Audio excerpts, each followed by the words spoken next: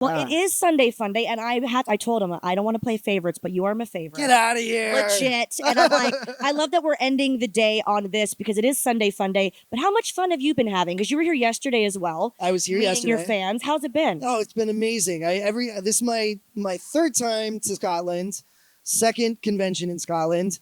And it's just, it's a fabulous vibe. Everyone is so kind and also what I love too is that our show resonates here. Like Gotham, there's I don't know if it's a Scottish sensibility or there's just something that kind of jives with Scotland. And so it's amazing. As we know, the show, it's been a couple years since it was last on. And then I come here and people are still discovering it and have questions and excited about it, and it's been really amazing to witness. Yeah, it's fun that now we can restart to watch it or tell a friend about it, and now they can watch it. Yeah, but and you don't want to generalize, but there is something about Scotland that's just fun and a kind vibe. So thank you guys for that. Definitely, for sure. Thank you so much. Yes. Amazing. Yes, and I know that there's so many Gotham fans here. I also have Scottish ancestry, so I know that there was a Taylor clan here back in the day. I learned about it when I was in Edinburgh. I bought one of those. I don't know if you guys have seen those little clan books that they sell at the touristy shops. Yeah. I found the Taylor one. I learned all about the murders and the backstabbings and the questionable familial relationships. And I was like, my people. I was like, those are my people. Those are my peeps. Now, is history, is that something that you're interested in? History, monarchy, things like that, UK kind of culture, Scottish culture? Yes, absolutely. And I was actually just telling a friend, my favorite thing about coming to the UK is British television. And I know that sounds so strange, but there's something so soothing. And it's I will watch hours about monarchy, about old castles, about trains. You guys love trains.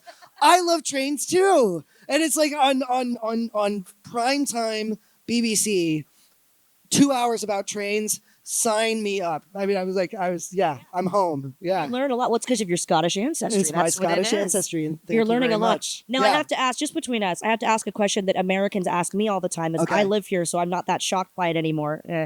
You ever been late at night in your hotel room watching just British TV and a show called Naked Attraction comes on television? If I have one more actor that comes up to me and goes, "What is this? Can you believe what I saw last night?" I'm like, let me guess. What on earth? I mean, it's really, yes, from an American standpoint, it is really shocking.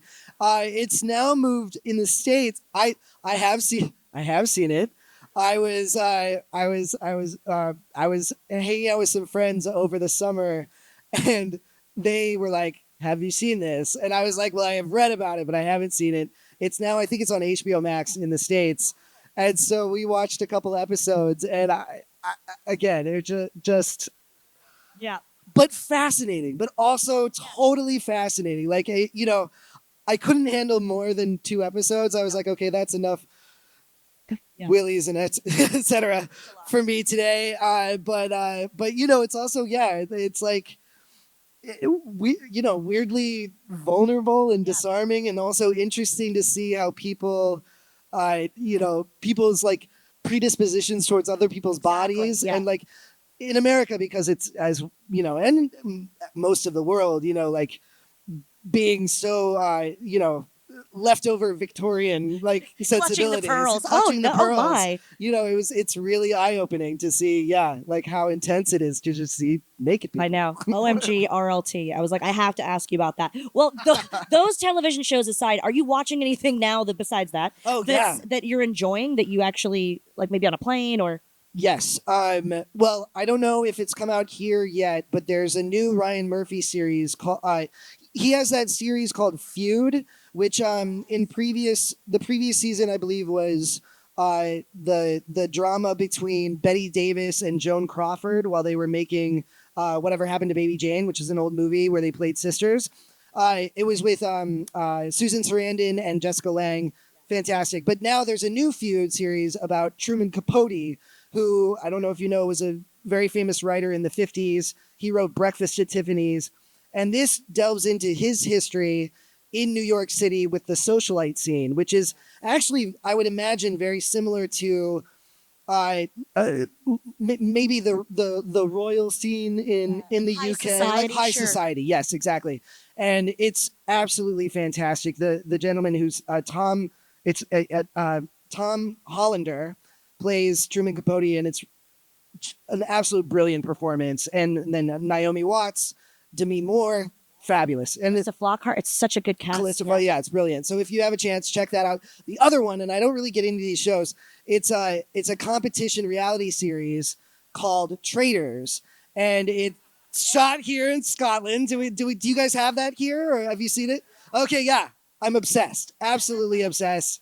Alan Cumming, who I actually can say is a friend of mine, which Stop is very it. amazing to say. What? Huge fan of his, and then just to have hung out with him personally is just a dream. But then I think he's so brilliant on the show, and then also just from an actor's standpoint too, or really anybody's standpoint, you can't help but watch that show and imagine what would I do in that situation, and how, if I were, say, an assassin, how would I approach that. And you get to see how people approach it, but you can't be too aloof, because that's a red flag. You can't be too enthusiastic, red flag. So you have to walk this.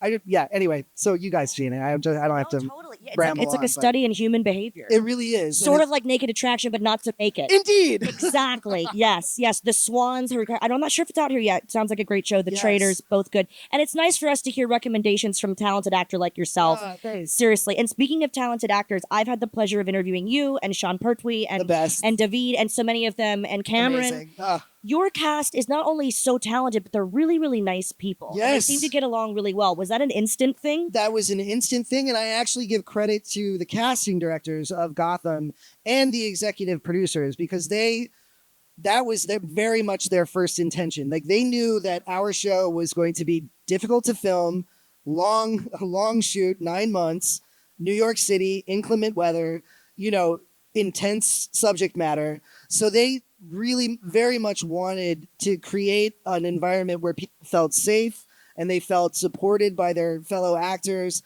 No divas across the board, all down the entire cast. No one put themselves above anybody else. And also, the casting directors for Gotham were the same casting directors for The Walking Dead. And I had the incredible fortune of being on both shows. And when I was on The Walking Dead, I got to work with Andrew Lincoln, Melissa McBride, Stephen Young. I actually had scenes with pretty much all of them, even though I was only on it for 2 episodes. And as welcoming, and they were all so welcoming, lovely. They support each other. It's a family thing. So I think the casting directors, Sharon Bialy and Sherry Thomas, that's their superpower, is that they are able to read actors and see what kind of person they are in real life and bring those kinds of personalities who work well together into the same cast. And so that's a big testament to them and how great our show worked. It's almost like matchmaking in a way. It really is. Yeah. It really is. And they are just geniuses. They're absolute geniuses. Yeah. Well, Ross and Kari from The Walking Dead are here. Did you work directly with those guys? I did not. I didn't work with Ross. And nor did I work with Kari, unfortunately. But I also I've done my share of conventions, and there was a specific Walking Dead convention that I was fortunate enough to be a part of. So Ross and I have been crossing paths for the last 7-8 years, and he's an absolute delight. So we've become friends off screen, which is really amazing. That's what's great about Comic Cons, is it brings everyone together, but a lot of the actors, whether you work together or not, you're like, oh, hey, bro, you know him from something else. It's true. And I also just had I just reconnected with Michelle Gomez, who, I don't know if you know, she was on Gotham for a couple episodes, I believe in series 2, this is a They'll while know. ago. If we'll ask them, they'll know. But she's absolutely lovely, fellow New York resident, just like myself. And, again, with Comic-Cons, I get to see someone that last time I saw her was in the makeup trailer. You know what I mean? So, it's really amazing. Comic Cons really bring people together. It really does, professionally and for us as fans. Now I have to ask you, did you watch the Oscars this year? I did watch the Oscars this year. Did you see that little Batman moment? What were your thoughts? I was I was blown away. I was like, here we go. It's still going, still a big thing. Amazing. And it was really cool to see. And just also so so surreal. Like for me, having, grown up with Batman, being a Batman fan, you know, my entire life, and then, being on a show about Batman, playing the Penguin, and then now having some distance on it, and then re-experiencing sort of this new wave of storytelling, this new wave of actors, directors, incredible talent stepping into this world, and then reminding myself, oh, I'm also a part of this world in some small way. It just, the further I get from Gotham, the more surreal it gets in a weird way. It's got to be weird because you are part of that universe forever, right? Yeah, totally. And picking your favorite Batman, we're obviously talking about Michael Keaton's moment at the Oscars. Yeah. Picking your favorite Batman is not unlike picking your favorite Bond, right? Yes, exactly. Everyone has their guy. But was there a specific film that you kind of it resonated with you more than the other Batman films? Strangely enough, it was Batman Returns with Danny DeVito and with the Penguin. Like that was the one that I loved. The first one, I saw it in the movie theater when I was a boy, blew my mind. The second one, for some reason, just really, and a lot of it had to do with Danny DeVito's performance, and of course Michelle Pfeiffer's performance. I mean, just knocked my socks off. And it's the one that I always go back to if it's on. Like it's the one that I will still watch all the way through. And then, of course, as you guys probably know, our show Gotham, the only crossover that we had to the cinematic universe was Oswald Cobblepot's father was played by the same actor, the late, great, wonderful Paul Rubens, a.k.a. Pee Wee Herman, played Oswald's father at the beginning of Batman Returns, and then came in and played my father. And it was just an amazing like connection. And that the fact that I could call Paul Rubens my friend is just, I mean, I'm forever indebted to the creators of Gotham for making that happen, because it really is just one of the most treasured relationships I've had. So yeah, and I miss him every day. Yeah, and an amazing crossover there. It's so fun for us as fans to have that little Easter egg. Like, yeah, oh right? Gosh. Yeah, it's totally. so much And then fun. it was about my character. Yeah, I was like, ah. you got it. Well, also, I think with Batman Returns, it was that Burton-esque sort of darkness. Yeah. But I feel like Gotham has that a bit too, but still never taking, it doesn't take itself too seriously, but it is sort of that grittier, darker version of Batman. I think that's why it was so cool. Yeah, I think, well, that was kind of like, I can only conjecture because I wasn't, in the writer's room and I wasn't like, creating the show per se, but I know that they really wanted to, because before Gotham came out, the previous iteration of Batman was the Christopher Nolan series, those three movies, which are absolutely wonderful movies. With Gotham, to differentiate our universe from that universe, they wanted to bring back some of that fantastical, that kind of magic realism that existed in the Tim Burton films. And then also some of the camp humor, fun that existed in the Adam West series. Like they wanted to bring those aspects back in and yet still maintain that sense of realism that the Chris Nolan versions had. So it was really cool. It's all like influenced by each other. I think it was something for everybody. That's probably why it endured, and that's why you have a global phenomenon like Gotham. Yeah, now, we're going to go to the fans because we could just sit up here chatting all day. Oh, for real. Let's go to the fans. We've got a microphone. Aaron is your new best friend over here with the microphone. If you have a question, just raise your hand. Oh, we've got one over there. We've got one here, one there. Everyone's just giggling because everyone's giggling. Everyone's tired too. We know what question she's going to We're ask. almost there, folks. Oh, we got some over here on this side too. Great. Yes. Fabulous Star Trek cosplay. Also. I know. Yes, I'm trying. I need to work on my. I need to tape my fingers. Too. It's. Yeah. I'm better on. There we go. I'll work on it. We'll work on it. Hi. Hi. If you were a sandwich, what sandwich would you be and why?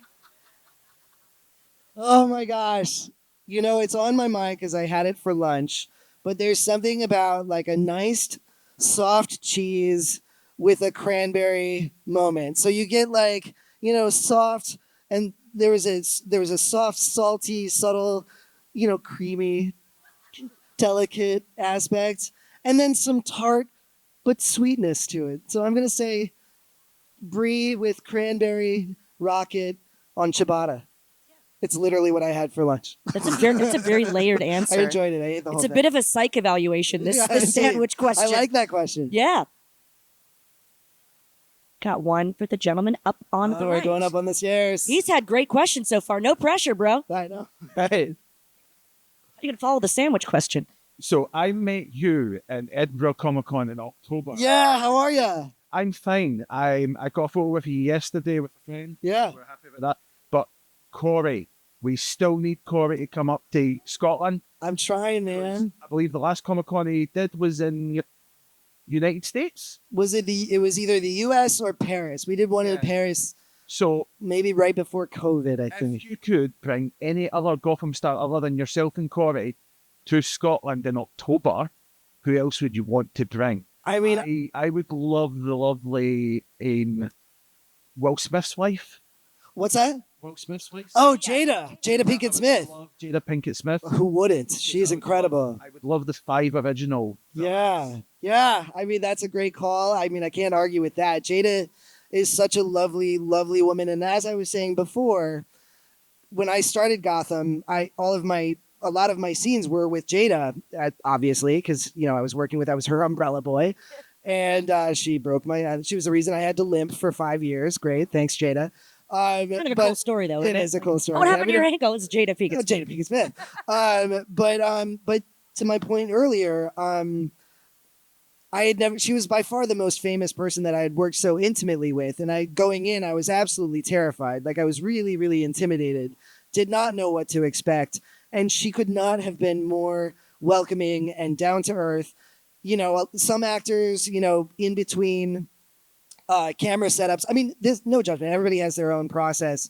She would sit in the chairs with us, just right off set, talk about her life, talk about just what's going on. And it was just really amazing. And I really felt connected to her. And she is just one of the most poised, kind, generous people that I've worked with. But to answer your question, I mean, I know you guys probably met him last year, but I'm going to have to say Sean Pertwee because first of all, I mean, I'm close to everybody on the Gotham cast. We still all talk. We still all connect on social media, whatnot.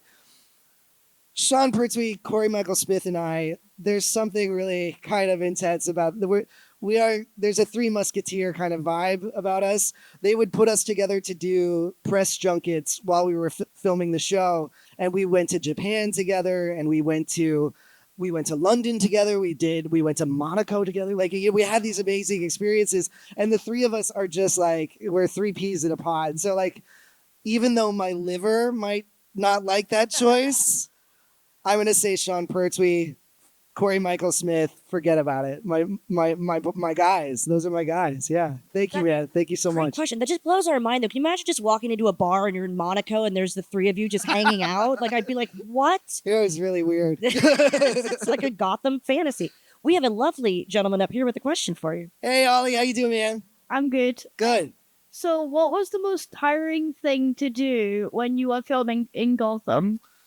It's a toss-up. I mean, I will say the limp was very tiring. That was, one of the things where it's like, true devotion to a character at the expense of my own body.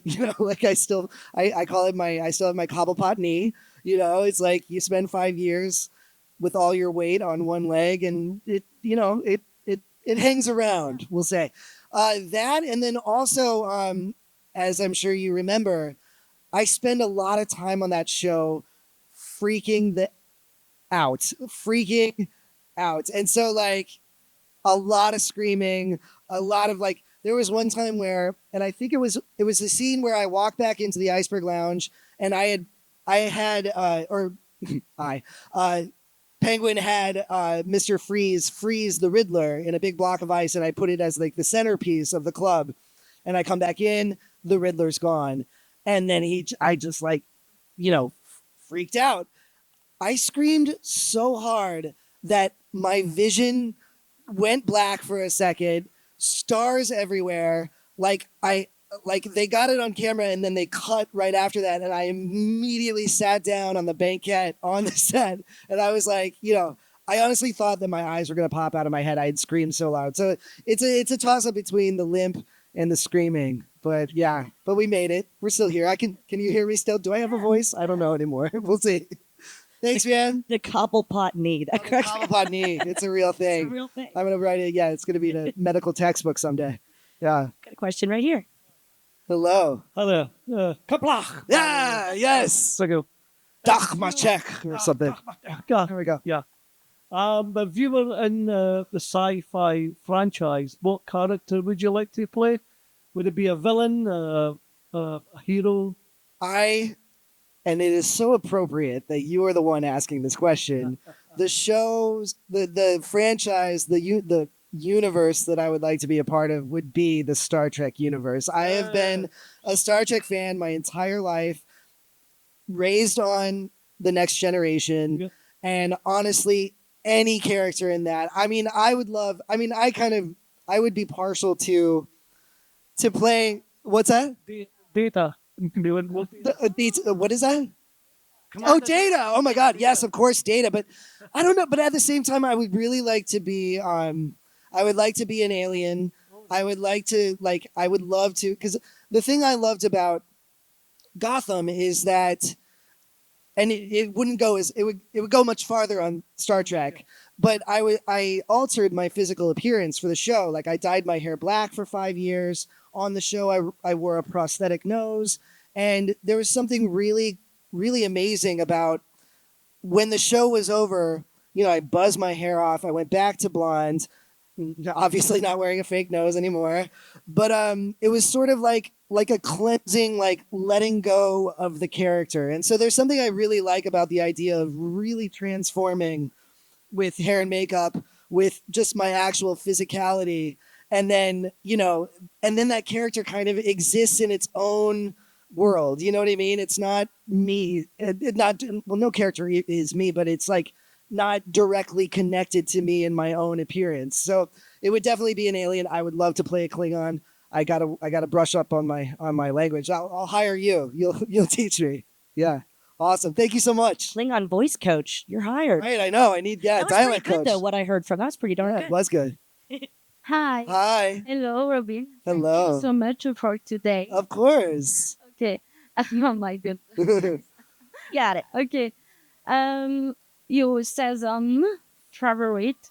My favorite season. Yes. Oh my goodness. Now this is the tricky part because I haven't watched the entire show. So all I really have to go on are my memories of the show. And as we know, memories are malleable. They change, they mush together. Things go in the past when they were things get jumbled up. So I'm just going to say I'm going to go with my favorite storylines. And there's two of them. The first one would be the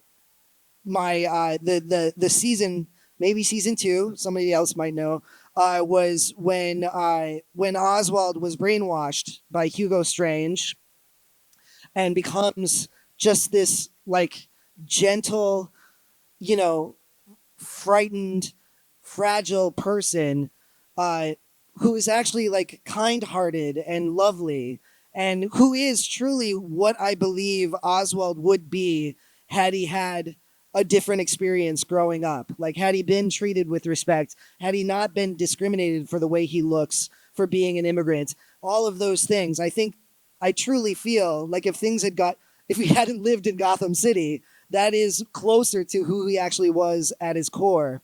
So I love that we could bring that to the forefront. That was also the season where I got to work with Paul Rubens, and I got to meet my TV father, which is just, again, a dream come true.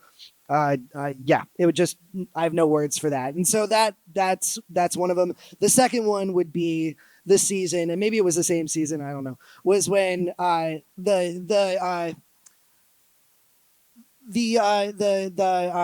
feelings that Oswald developed for the Riddler. I thought that was really fascinating to play, mostly because Corey is my best friend and we have natural chemistry together. And the fact that the writers recognized that and wrote that into the show was such a dream to play. And then as we know, that didn't go very well. But then by the final episode, they end up as allies again. And that was just my favorite sort of way back around to that. So those two things. Yeah. I don't know if that would have worked. Those are two really big personalities, you know? Yeah, totally. They are. Yeah. If I can be selfish and ask a Paul Rubens question. Yes, did please. Did you grow up? Because I love him too. I think he's brilliant. Genius. I could have this whole panel about Alan Cumming too. We'll talk about yeah, that later. Oh totally. my God, so many talented people. But with Paul, did you watch him as a kid in Pee-wee's Playhouse? Yes. Okay. For me, growing up as a child of the 80s, the most famous people in the world were probably, well, I'm going to say, if we're talking about the world, but most famous entertainers, if you can imagine, would be Michael Jackson, Madonna, Paul Rubens. And I was a fan of all three. Obsessed, would do The Voice all the time. Grew up watching Playhouse, watched it every weekend, every Saturday morning. Watched all of the movies. I mean, I was obsessed with Pee-wee's Big Adventure. And for you to tell me that he would be playing my father and then off screen become my friend, I would never in a million years believe you. So it just was, incredible. To see him evolve into like a serious act. Like, did you see Blow? Oh, The yes. first movie I ever saw Just that- a brilliant, brilliant actor. And,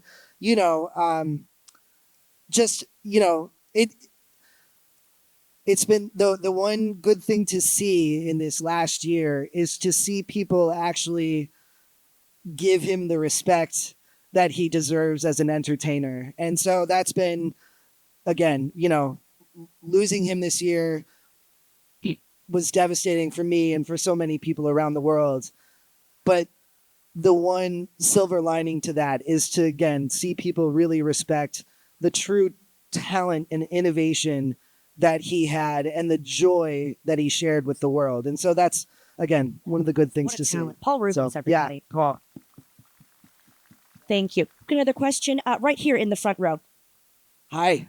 Hi. So you say you've got quite a guilty pleasure of watching reality game shows. Uh-huh. Out of all of them, well, you can mention Naked Attraction if you want, but what would you be in? Which reality show? Oh, I would, Big Brother. I want to, Would you do Big Brother? I would not do Big Brother. I don't think I could do Big Brother because that's just so invasive. And Do you know what I'm a Celebrity, Get Me Out of Here is? oh my Living in the God, that's Jungle? scary. They eat bugs there, I though. know, yeah. And that's the other thing is, like, I want to say traitors, but they have bugs too, and I just can't do bugs. So I don't know. I'm going to say, can I say RuPaul's Drag Race if I can just Yes, get, like, you can. I need to go to drag camp before I join the show, but I would work very, very hard on that. And I'd be eliminated in the first episode, but I would enjoy every second of it. Yeah. She just said you'd look beautiful. Oh, I agree. thank you, my love. Even a guest judge, that would be very cool. Oh my if God, you're it a was such a- fan. They actually reached out to me when we were filming Gotham about being a guest judge. They film in Los Angeles. We film in New York. I couldn't do it. It is one of the biggest regrets of my life. I can't even imagine if I had been on that dais, evaluating the queens. But, things to strive for. We need those. We still need those goals. So it's still on there. It's on the bucket list. Yeah. Thank you. Real quick, favorite queen ever. Go. Oh, favorite queen ever. It's going to be, Jinx Monsoon. Fabulous. Jinx Monsoon. Absolutely. So talented. Fabulous. And if you're ever in New York, well, I don't know if you guys will get to New York, but she's going in as Audrey in the off-Broadway production of Little Shop of Horrors. Wow. And I am so excited. I'm going to see it this next month, and I'm so stoked. It's one of my favorite shows. It's an absolute brilliant production. So if it's still running, if any of you guys find yourself in New York and you want a good show to go see, Little Shop of Horrors. It's right out of Times Square, so it's very convenient if you're visiting. Highly, highly, highly recommend. Thank Love you. actors supporting actors. Thank you. Question right here. Oh, there we go. So we talked earlier on about how you're my Yeah. favourite rendition of Penguin. Thank you. Thank you. Who is your favourite rendition of any Batman character? Any Batman character. I mean, that's so hard. That is such a hard question. I mean, I love. Well, I mean, for me, it's a toss-up. It's Heath Ledger as the Joker. I think that performance elevated not just Batman, but the entire sci-fi genre to it, like it legitimized what we do on these shows. You know, genre shows, sci-fi shows, they've always been sort of looked down upon by the establishment as being silly, not being worth, you know, the plaudits that other things get. He completely broke the mold with his performance, and I think all of us who follow him owe him a huge debt for doing that, because he again changed people's perceptions on these kinds of stories that we're telling, making them injecting real humanity, real pathos. I believe other actors did that beforehand. They just didn't get the respect. And now people are getting the respect. And I do think that a lot of that is due to Heath Ledger. So absolutely his Joker. And then the second one, as I mentioned before, Michelle Pfeiffer, Catwoman, forget about it. I don't know if you've seen the behind the scenes where she did that in one take. One take. She did the whip. Absolutely brilliant. It's on YouTube. Google it. It's totally worth it. It's just amazing. Yeah. So yeah, thank you so much. Good question. We got a question right here on the right. Hi, do you think that Oswald and Nicholas should have had an happy ending together, like in a relationship?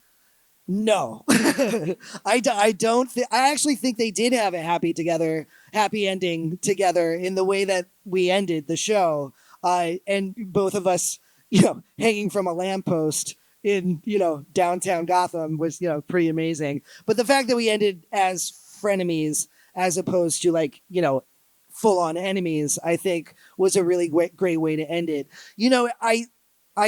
I believe that, I was talking to someone earlier today who referenced Oswald as gay. And I actually think that it's a lot more nuanced than that. I think that Oswald is a very damaged person. And I don't think that he really understands what love is. I also feel that he, because of his experience being bullied, being treated like an outsider his entire life, I think that he is very separated from his sexuality. So to say that he is gay, I think is actually not quite right. I think that what he confuses love with power, because that is what he loves. That is his true addiction. That's the thing that he wants more than anything. And he recognized when he was with the Riddler that them together, the power that came out of that connection was unstoppable. And unfortunately, because of his experience, he conflated that with love. And I think that is why I can't quite say, I agree that it is a queer storyline. And I'm so happy that we were able to bring that into this story.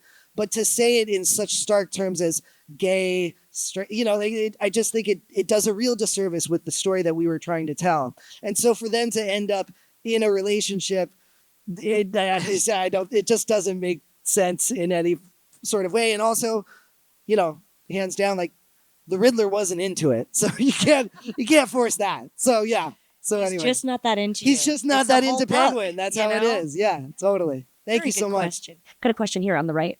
Hello. Hey, I just want to ask, when did you have the most fun on set making Gotham?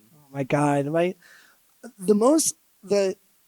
the times I had the most fun, I can't specify one time, but because we had so many different storylines going on at the same time, it was very rare for all of us to be playing together. And as I said earlier, we were a big family and we all got along so well and we all just really loved and respected each other. But because of the storylines, I didn't have very much interaction with Sean Pertwee, one of my best friends, and, other actors, we just didn't get to interact as much. However, there are little scenes sprinkled throughout the entire series where you'll see a ballroom scene where Oswald's coming in this way, and then we have Jim and Harvey coming in that way, and Barbara's on stage, and the Riddler's over there, and Catwoman's at the door. And those were the most fun because, as you can imagine, as well as we got along together, they call cut, we go off stage, and we are all just having the time of our lives, catching up, hanging out, sitting around sitting in chairs, in Bruce Wayne's kitchen, which was not being used in that scene, and we're wearing the most fabulous outfits you could possibly imagine, with our hair and crazy. And it was those moments where it's like we're being real people, but we're in these like just insane outfits in these insane sets, but then just having fun together. That's where like the real fun of making this stuff happens, is like when you get to share it with your friends. So it was those scenes when we would have, big ballroom scenes, or like, big scene, like the finales and stuff when we're all on set together. It was those by far. Yeah. Wish we could see scenes like that. It'd be like Untucked. No, right? Yeah, Be like, yeah, that's totally it. Drag Race fans know what I'm talking about Yeah, here. I do. Hey. We're going to do our final question with this lovely girl right here. Hi. What was your favorite thing about portraying Oswald as a human rather than who he was as a villain? It was sort of what I touched on before, and it was the fact that, I mean, let's be honest, he did some really terrible things throughout this series, but underneath it all, there was this shred of humanity to him, and there was never, he never did anything just for the sake of being evil. Like, you could understand why he did those terrible things because, and you can trace it back to just the plot of that episode. You can trace it all the way back to the fact that he was a bullied person and he went through life on the defensive.